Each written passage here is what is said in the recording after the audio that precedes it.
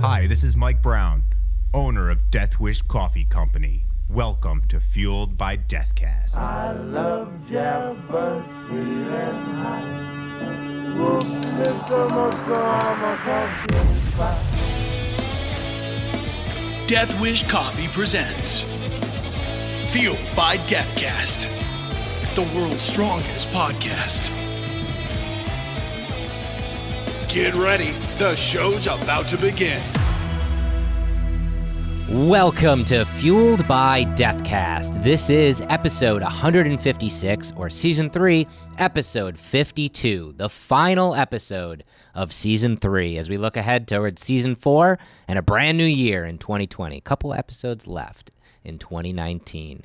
As always, I am the incredible Jeff, and I'd love it if you took a second and followed the show on social media at Fueled by Deathcast on Facebook, Twitter, and on Instagram. And wherever you're listening, whether it's Apple Podcasts, Spotify, Google Music, iHeartRadio, or Stitcher, or watching on the Death Wish Coffee Company YouTube page, take a second and hit that subscribe button. It's the best way to get notified when new episodes come out. And every single episode since episode 1 that we've done here at Fueled by Deathcast is nothing without the voice of death himself, Mr. Brock Powell. Brock Powell is the voice actor on this show and 1,000 voices out there in the world.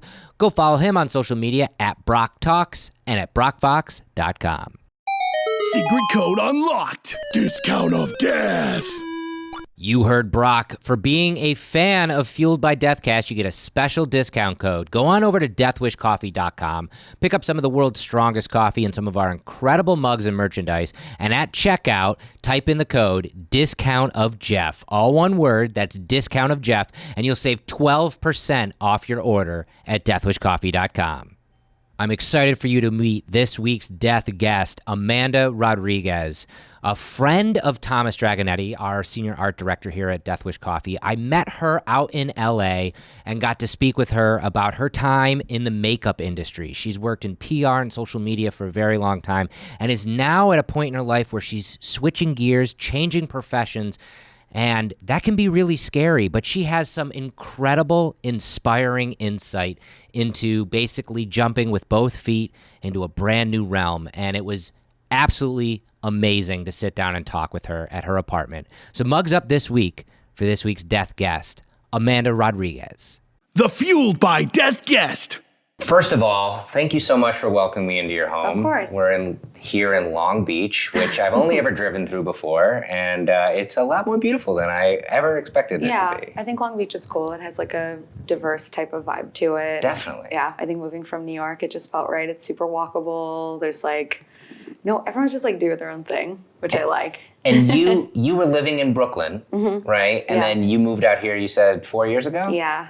Was that, I always love asking, subplants from one coast to the other. Was it just a crazy, was it crazy, or did you just take to it like a fish to water? It was fucking rough. Am I allowed to say You that? are totally fucking allowed to swear. We are Death Wish Coffee. It was really hard. It was hard, I think, finding you're like a Northeastern kid. And like, people just know. Like you come in and like they feel your energy. Because you just say, like, you miss like people just being completely real with you all the time. Totally. And we might come off as like aggressive, but it's very passive here. So it is. I love coming out to California because as someone who grew up on the East Coast as well, it's like and people always say this too, the dichotomy is that it's a lot more passive and it's a lot more laid back in Cali, and in New York, we are so worried that every second is going to be wasted. So we're constantly, going for that brass ring all the time. And it's very funny when, like you live on one coast, then you go over to the other coast. What brought you out here initially? When I was living in New York, I never thought I was going to leave. Like I just felt that energy, and I feel like I grew so much there because I was there through my entire 20s. So it was funny because I was working as a makeup artist in New York. I was working for Urban Decay out there and working as like a sales executive. So I was like overseeing the New York City market for all of the accounts for Sephora. Wow. Like little like baby girl running the streets, like working really hard. It was fun, but besides doing that, I was also freelancing. So I was doing the sales part of it, but I also wanted to be a professional makeup artist. So I was also assisting like bigger makeup artists outside of my full-time job. So Wow. I was, you making no money, but also hustling, but like loving, as long as I could pay my rent and I could like go to a shitty bar with my friends at the end of the night, it didn't matter. But with living in New York, I had the opportunity to work closely with Urban Decay's co-founder. Her name's Wendy Zomner.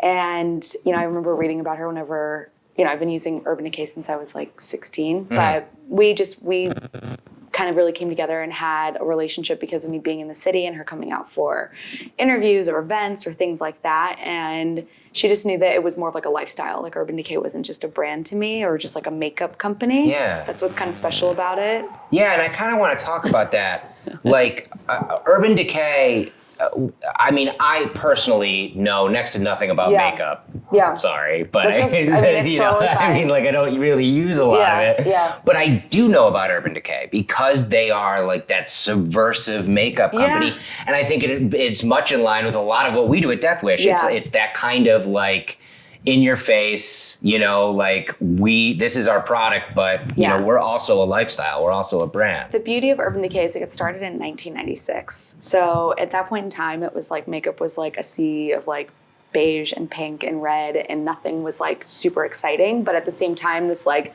culture of like Courtney Love and like, Shirley Manson and like all of these like really dope like alternative girls were like had blue hair and like they were using Urban Decay products. So it was really much, it was like about beauty with an edge. It was like doing things that are a little bit weird or different. The names were kind of like weird and, like Acid Rain or Maui Wowie or things like that. So I don't know, I just felt like it was cool because it was for like not like the girl next door. It was for like the girl that wanted to wear blue eyeshadow and like purple lipstick. Totally. Do you think that?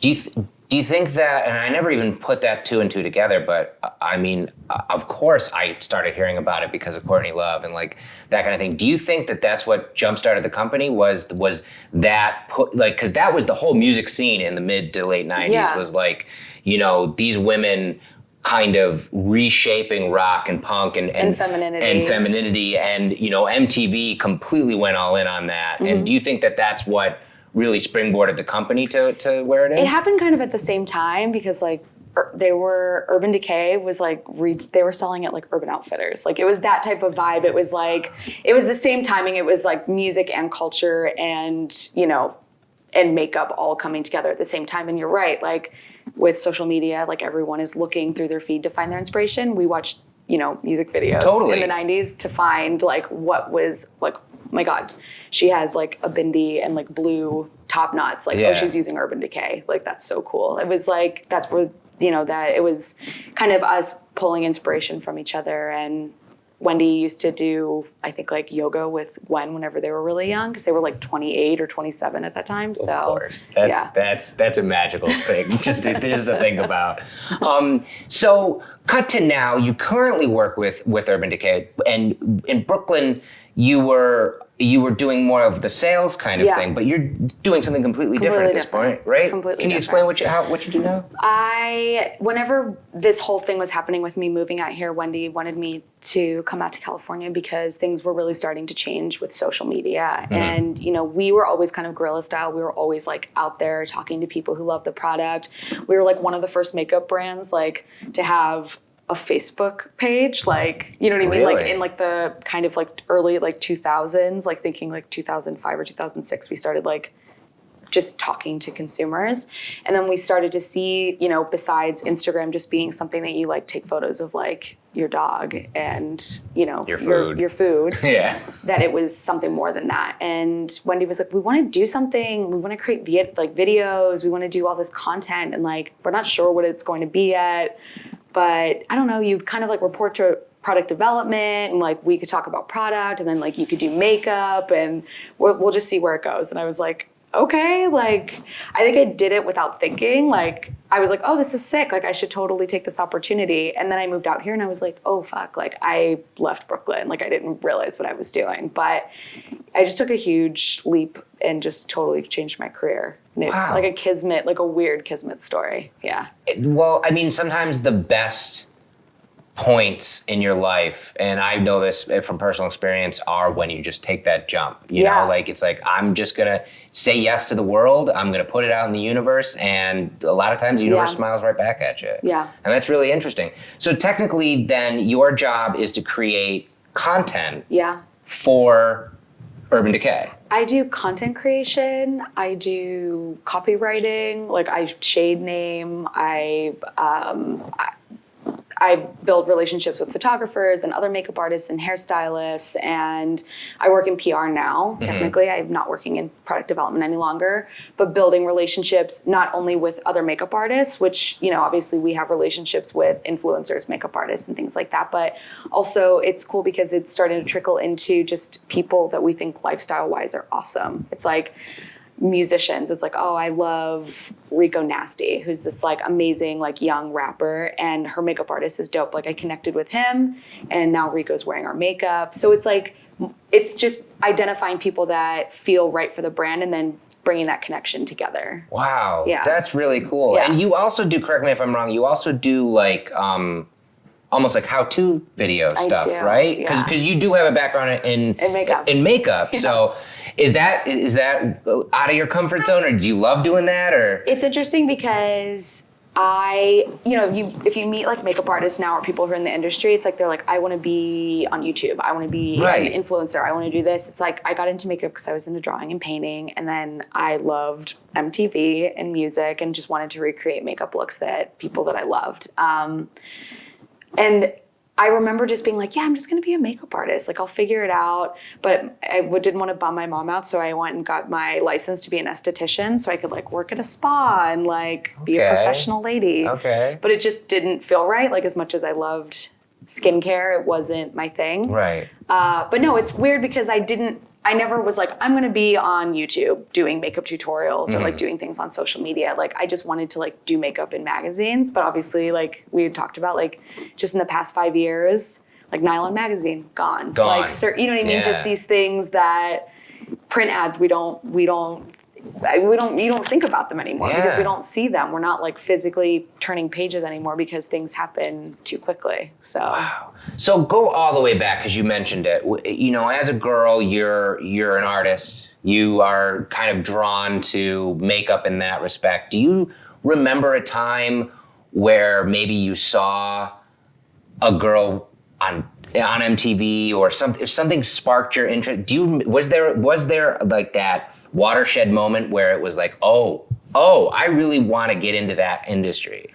Honestly, it started from just like the girls working at the Mac counters. Like legitimately, like I just would go there, and there was a girl named Sarah that used to do my makeup when I was in high school, and every single time I saw her, she looked like a completely different person. Wow. And like she would like have a long blonde, like crazy hair and like black lipstick. And like the next time I'd see her, she'd have like a shaved head and no eyebrows and like purple eyeshadow.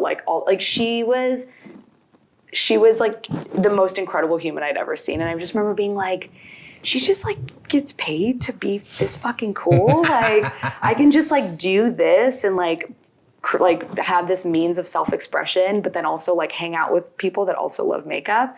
So for me, it's like, I wasn't like, I'm going to be a makeup artist in a magazine. I was like, I just want to like touch faces and like, I want to be able to like kind of put my emotions out there just by what I'm wearing. And I think that not everyone thinks that way with their makeup, but I think a lot of women do. And I don't think people realize that. I love that. I honestly love that. And that kind of brings it full circle back to what you're doing, because now with social media, you can touch so many more people. You can bring so much more knowledge out into the world with YouTube, with Instagram, with all of this kind of stuff. Yeah.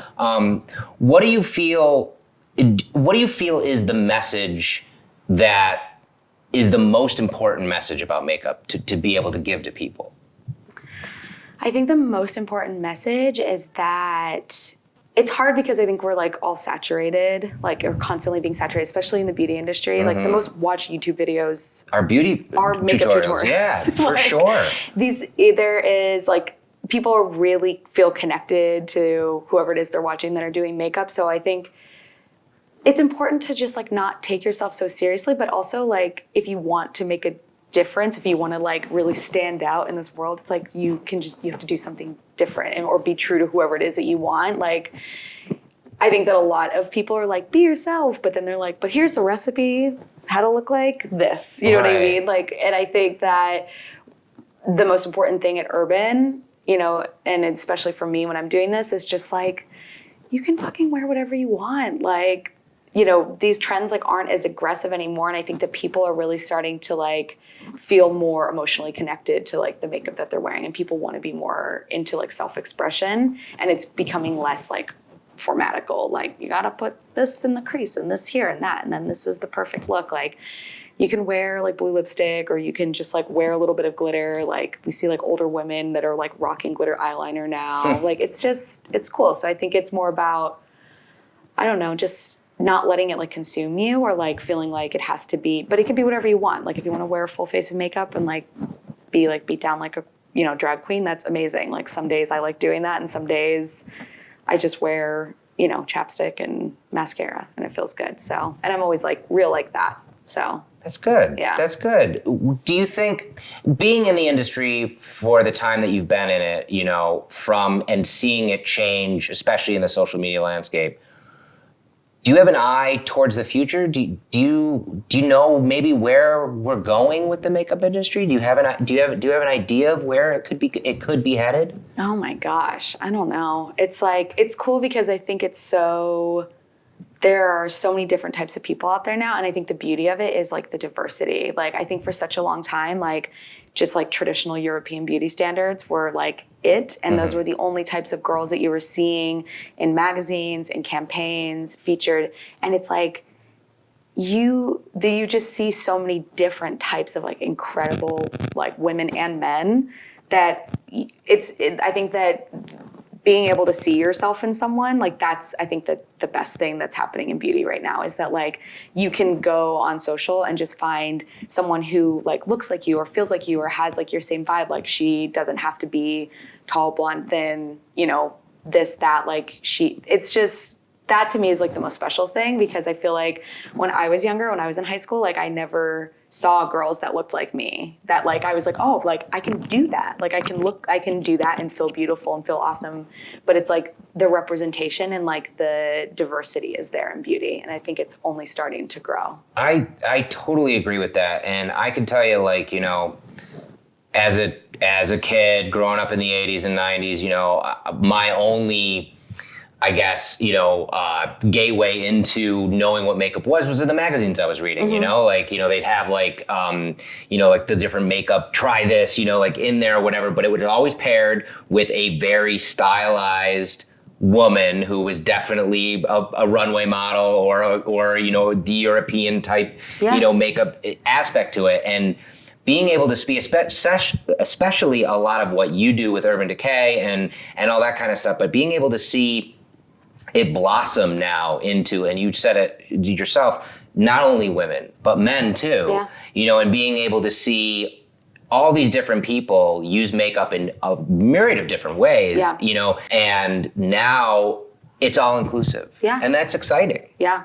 It's just cool to like, for people to realize that like everyone buys makeup. Yeah. Like, statistically, like Latinas and Black women buy more makeup than anybody. Really? Yeah. I mean, I guess that makes sense, but I never thought about it in that respect. Yeah, culturally, that's like it's a huge part of all. I mean, I literally fell in love with makeup because of my tia. Like, because my aunt is like so into like her look, like her nails, her makeup, everything. Like, it's a total cultural thing. So it's cool, like, that's the people are recognizing, like, oh, wait, like, we could literally sell makeup to all of these women.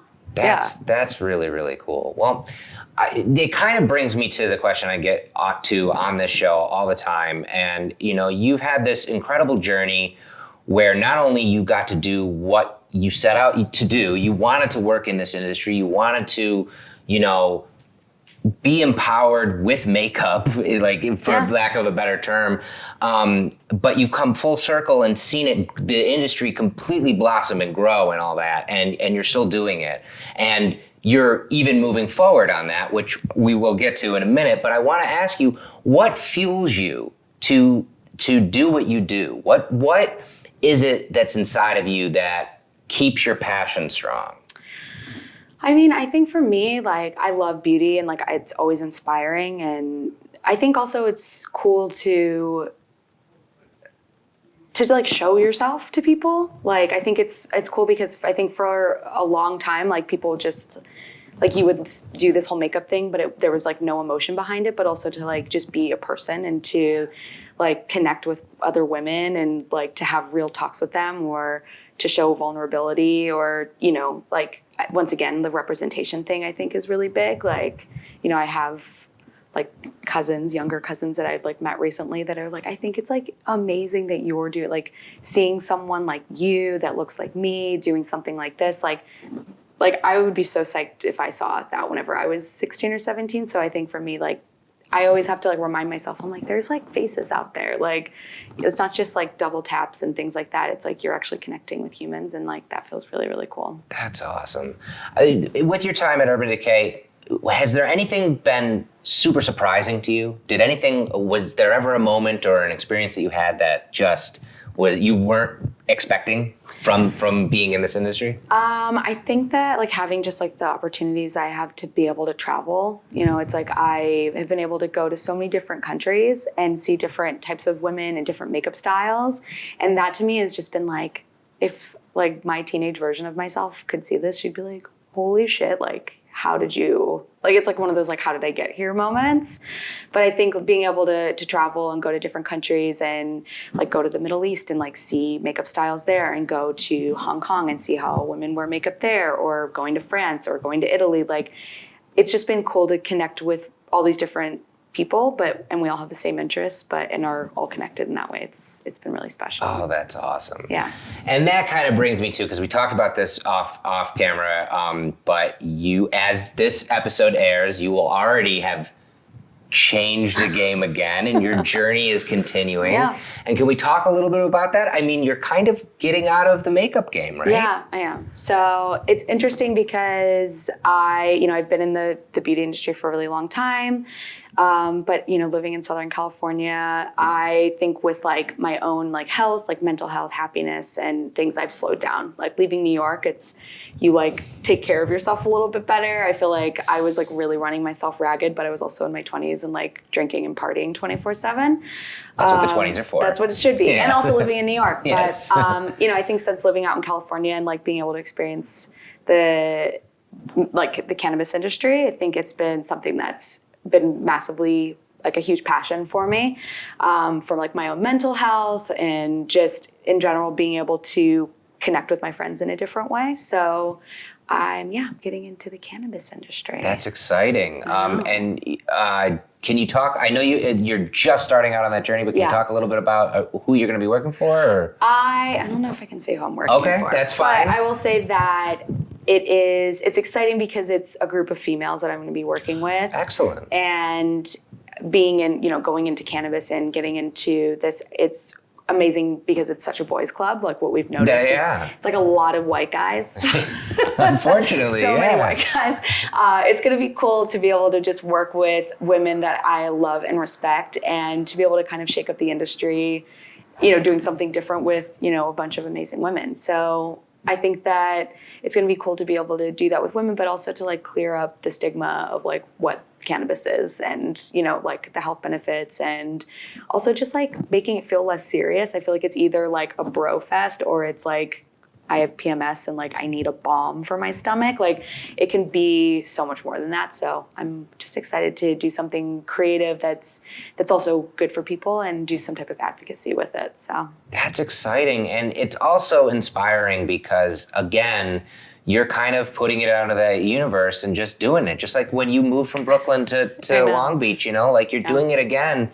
And again, I'm going to use that word again. It's very inspiring because in this day and age, a lot of people get stuck in a rut or stuck in the day-to-day of what you know, what you're comfortable with, and don't want to go out of that comfort zone. And I think that's really cool that you, even though you still obviously totally love makeup and love the industry, still love the beauty industry, you are rolling those dice and throwing caution to the wind and going for it. I think that's exciting. I'm super excited about it. But yeah, I think that like the second you start to feel stale, you have to start looking. Like, you have to start looking, or you're just going to lay down and die. Like, that's like my biggest thing is like, in order to grow, like, you have to be uncomfortable in some capacity, in order to see change. So I think that's been my biggest thing that I've realized with this, like with the move, with all the changes. I'm like, if I'm a little bit uncomfortable, like, I know that new things are growing and churning inside of me. So that is awesome. Yeah. That is awesome. Well, I can't thank you enough for sitting and talking with me. This was really It was eye-opening and inspiring, and I wish you all the best in this new endeavor. Thank you so much. Thank you for coming. Excellent. Yeah. This has been Fueled by Deathcast, a Death Wish Coffee Company podcast production. Thanks for listening.